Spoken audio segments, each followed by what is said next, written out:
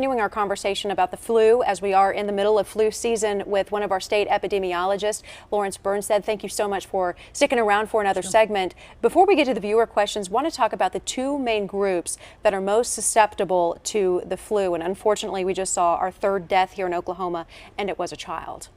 Correct. Our most recent death involved a child in the age group of 5 to 17 years of age, and then also the other two deaths that have happened this season have been among individuals 65 years of age and older, and that is your higher risk groups. Okay. Persons 50 years of age and older, especially because of underlying medical conditions, your immune system is not going to be as strong, especially medical conditions that affect your heart and lungs, put you at higher risk.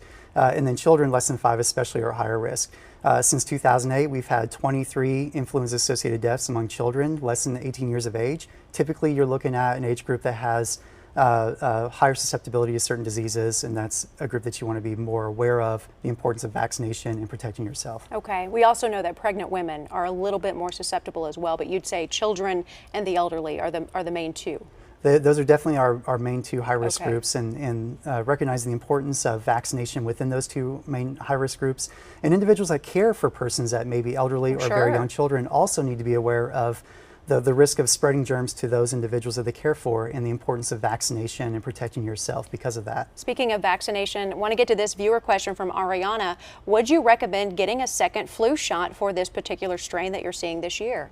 Not necessarily. It's just recommended one dose of the flu vaccine will give you the right protection. Most people, it's going to last about 6 to 8 months, which means throughout the entirety of the season. Okay, and this one having to do with our children. This one's from Jess. Do school administrations in Oklahoma, do they have a plan to implement vaccination policies in order to ensure the safety of our children that depend on what they call herd immunity? Would you recommend that as well? These kids are together and they're in small classrooms all the time.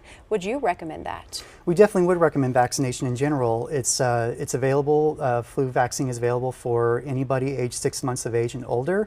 And even if your child does not have an underlying medical condition that puts them at greater risk, being in group settings like daycares and schools does allow for transmission to other individuals in the same classroom. So it's definitely beneficial. It's going to reduce your risk of severe illness, and in general will reduce your risk of experiencing illness due to influenza if you get vaccinated. So we certainly encourage parents to get their children vaccinated. It will not only benefit their child, but others around them in those group settings. Their classmates and their teachers. We're running out of time, but I wanted to mention one more thing that I was reading and I found it really interesting. People are not wanting to go to the doctor because they're turning to what they call Dr. Google. They're looking up their own symptoms. They want to save money on that copay. Is that a bad idea? At what point do you decide, okay, I need to pay the 25 bucks to go see the doctor? How do you decide whether or not you need to go see the doctor and maybe get some antibiotics? Sure, good point. Most individuals, if they experience symptoms due to the flu, they may just recover with plenty of rest and fluids. But some individuals, if their symptoms just do not improve over several days, their fever gets really high, they have difficulty breathing, shortness of breath, or if you have underlying medical conditions that affect your immune system or your heart or lungs, be in touch with your physician. That's the best plan, because they might actually prescribe antiviral medications early in your course of illness, which would help to reduce the duration you're ill and may even reduce the risk of experiencing severe disease, which could result in hospitalization or death. Okay, there you go. Thank you so much. Yeah, I found that interesting that people are turning now to WebMD a lot more than wanting to get out and go see their actual doctor. We certainly appreciate your time. We know it's a very busy season for you at the State Health Department. Epidemiologist Lawrence Burnstead, we appreciate the time. Really, really important information, and you guys provide us with a flu update once a week, and we appreciate that.